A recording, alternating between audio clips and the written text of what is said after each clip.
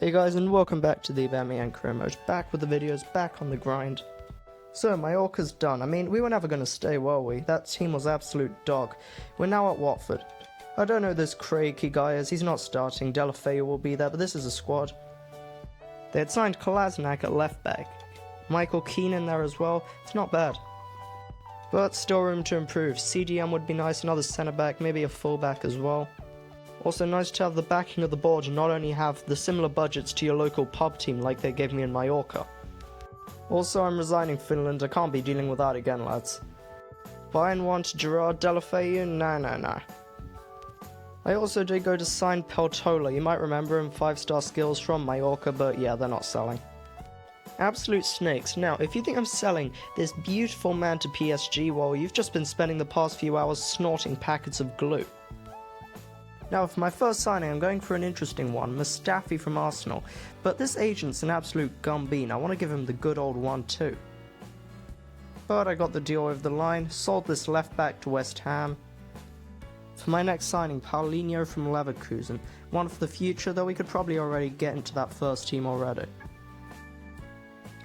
Now then, along with Ismail Sarr, we're getting another Sarr. It's Malang Sarr, very good centre-back, signed him in a career mode last year. Now this was a tough decision, but got rid of Wolf Hughes for 23 mil. But I think I found a worthy replacement. Juan Mata from United. Lads, I really want European football for next season. Now, no more signings for now. It's a press conference out of our first game against Southampton. Now, we're called the Hornets, so I have absolutely no idea why we have a moose on our badge. It's Aubameyang's first game in the Prem since retiring from Arsenal, and I'm saying it now, lads, if Aubameyang leaves Arsenal to United, series is done. For the love of God, never leave Arsenal, Aubameyang. Now, Juan Mata, 5 minutes into his debut, scores and runs to the away for supporters. Perfect start to Aubameyang's managerial life in the Prem. Chance to double our advantage here. Hernandez on his return to Watford forces a good save. To be honest, probably did well to get the shot off with that defender marking him so tightly. Then Sarr whips in a ball and I don't even know who that is, can't read it. But we double our advantage through that header. It's 2-0 away from home. And then it gets very scrappy here. Southampton almost squeezed that one in. More scrap, more jam, and Ings flashes that one wide. But the result was never in doubt as Sarr smashes in for number 3. Catches that volley sweet as a nut. And just to wrap it all up, Hernandez, on his return to Watford, bearing down on goal, absolutely twats that one in. What a start to Aubameyang's life in the Prem, 4-0, and what a start for Hernandez. Twatting one in top bins like that's pretty much trademark for him at this point. Now then, Cardiff City next up, first game at Vicarage Road, and a game we would expect to win. But watch this, it's like there's a sniper in the stands. I know, I go to ground way too much, and Cardiff City have the lead. They signed Theo Walcott. What a fall from grace for him. I mean, remember when he was supposed to be England's next big thing? I mean, imagine if like Jadon Sancho ends up in the back half of Cardiff City. But it was just a dreadful performance. Thank God that was offside.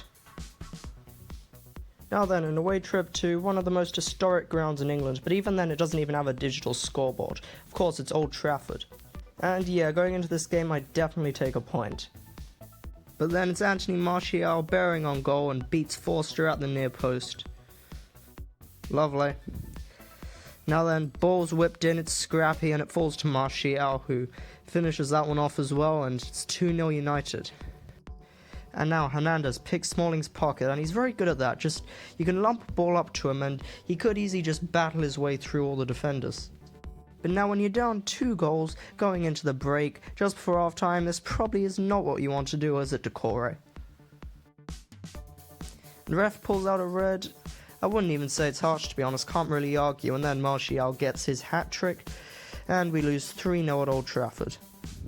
Now, 3 games, 1 win, 2 losses, must be better, but, I mean, considering the fact one of them was United, it's not horrible. Now, if we are going to make this European dream come true, we cannot have 38-year-old Fraser Forster between the sticks.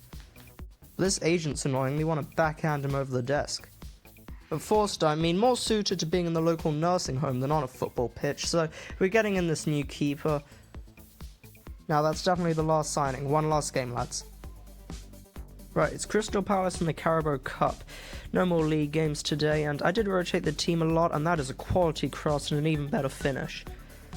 I don't care too much about this game though. It would be nice to make a bit of a cup run, and that's a tidy finish from Capu to get us onto level terms.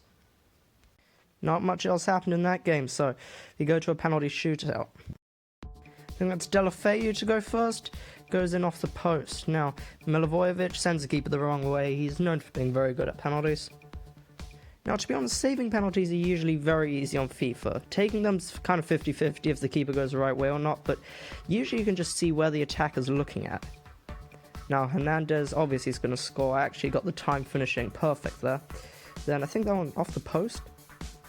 Now then, Sarr has a chance to win it, but I tried a Panenka. Didn't even come off the ground. So then the keeper, which I just bought a few days ago, has a chance to be a hero in a tournament about as prestigious as winning a school raffle.